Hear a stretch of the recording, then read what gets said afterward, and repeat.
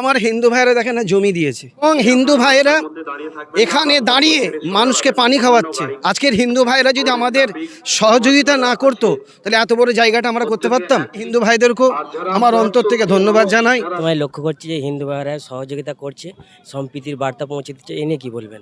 এটা আমার হিন্দু ভাইয়েরা দেখেন না জমি দিয়েছে। এই জমিতে তো আলু চাষ হয়, ধান চাষ হয়। তারা বলে দিয়েছে আমরা আলু চাষ করব না, তারা বলে দিয়েছে ধান চাষ করব না। তারা নিজেরা জমি দিয়েছে, তাদের ভাইগুলোকে ডেকে নিয়ে এসে বলছে জমি দে। এবং হিন্দু ভাইয়েরা এখানে দাঁড়িয়ে মানুষকে পানি খাওয়াচ্ছে, বাতাসা দিচ্ছে, খেজুর দিচ্ছে। এবং অনেক হিন্দু ভাইয়েরা আসছে, এখানকার মাটি তারা পলিথিনে নিয়ে যাচ্ছে, যে এই মাটিটা আমাদের পবিত্র মাটি।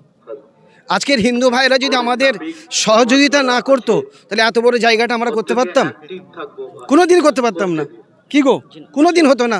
আজকের আমার হিন্দু ভাইরা দাঁড়িয়ে তারা এখানে মেনটেন করছে, রাস্তা ক্লিয়ার করছে, মানুষদেরকে সুব্যবস্থা করে দিচ্ছে আসার। অতএব আমি হিন্দু ভাইদেরকেও আমার অন্তর থেকে ধন্যবাদ জানাই। এই পশ্চিমবাংলার মাটি শান্তির মাটি। এখানে কেউ ধর্ম নিয়ে রাজনীতি করতে পারবে না, কেউ ধর্মকে নিয়ে খেলা করতে পারবে না। যে যার ধর্ম যে যার করবে। তবে বাংলার হিন্দু, মুসলমান, দলিত, আদিবাসী আমরা শান্তিতে আছি। ইনশাল্লাহ আমরা শান্তিতে থাকবো।